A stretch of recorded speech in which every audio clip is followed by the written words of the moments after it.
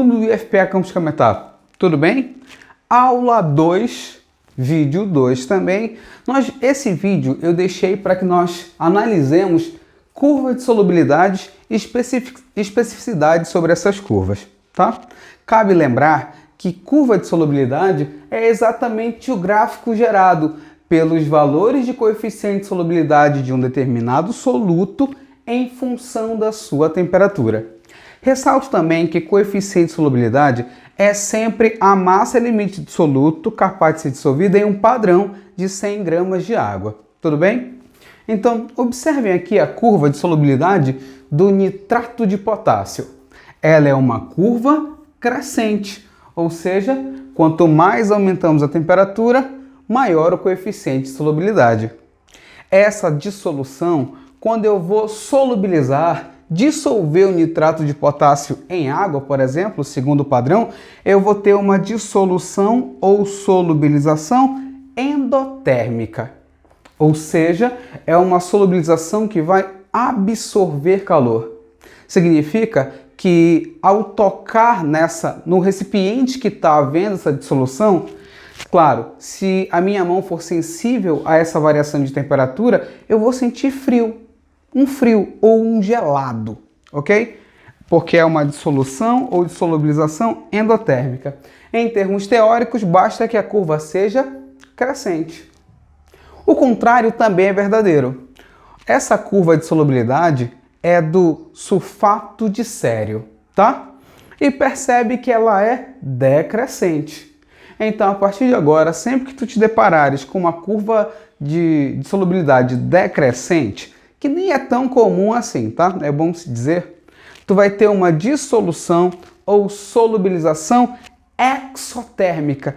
Exotérmica. Quantidade de calor menor que zero. Quantidade de calor negativo. Quando eu tocar nesse recipiente em que está havendo essa solubilização, essa dissolução, eu vou sentir a temperatura acrescer um pouquinho. Vou sentir esse recipiente quente. É bom ressaltar também que se eu não sentir quente ou não sentir frio, não significa que ela não seja endotérmica ou exotérmica. Só significa que o meu tato não foi tão sensível a capaz de fazer a detecção desse aumento ou diminuição de temperatura. No mais, eu preciso que meu aluno saiba curva crescente, dissolução endotérmica, curva decrescente, dissolução exotérmica. Outro gráfico que chama atenção aqui pra gente é esse bem aqui, ó. O cloreto de cálcio, ele é um sal, então se ele é o sal, ele tem uma estrutura muito bem organizada, como nós discutimos no primeiro ano. Ele tem uma estrutura cristalina.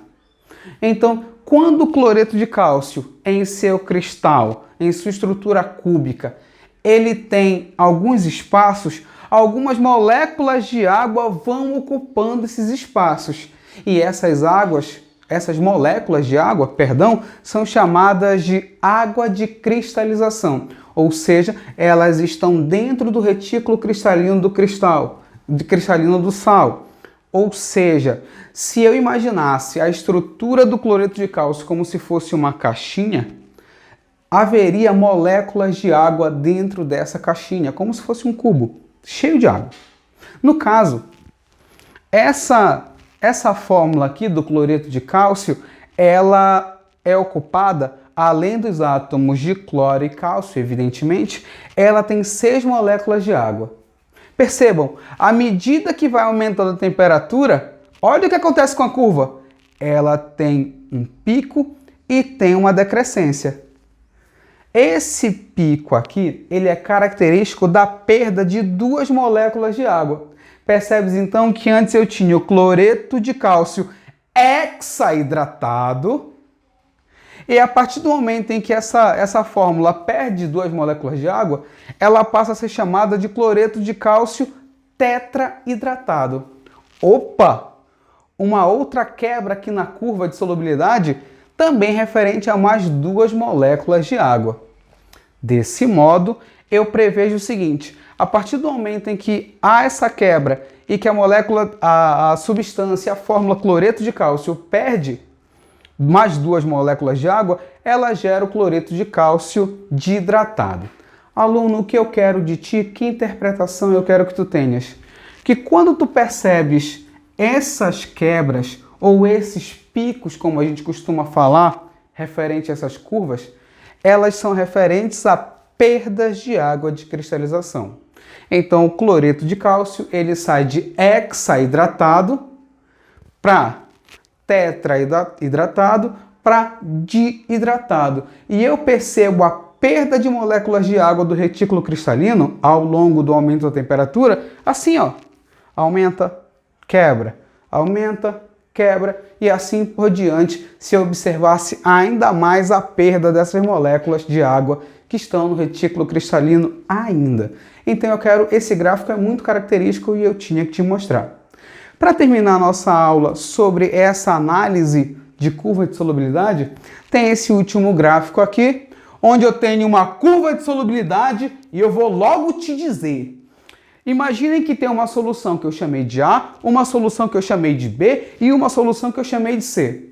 Tu vai te deparar com alguns exercícios, de algumas situações, problemas, onde tu vai ter a curva de solubilidade, vão te dar um ponto e tu vai ter que caracterizar, dizer que solução é aquela. Então, eu vou logo te dizer. Se o ponto de análise, como o ponto B aqui, estiver sobre a curva de solubilidade, tu não vai perder tempo. Tu vai dizer, bem, essa solução B aqui é uma solução saturada. A massa de soluto está igualzinho o coeficiente de solubilidade, está certo no limite. Agora, se tiver abaixo da curva, olha a minha interpretação, como essa solução C. Bem, eu poderia dissolver essa quantidade, mas resolvi dissolver essa, menos do que o limite.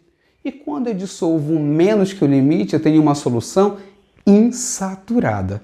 Abaixo da curva, insaturada. Sobre a curva, saturada.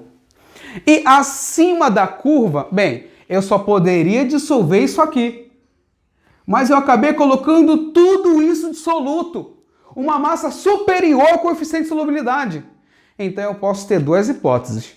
Ou uma solução saturada com corpo de fundo, ou, passando pelos trâmites de aquecimento e resfriamento com repouso, uma solução supersaturada. Então, para esse ponto, a solução, no caso da solução A, ela pode ser uma solução saturada com corpo de fundo ou uma solução supersaturada. Por isso que eu não coloquei, por isso que eu não escrevi aqui, porque existem duas possibilidades. Então, olha o quadro, tira o print e até o próximo vídeo.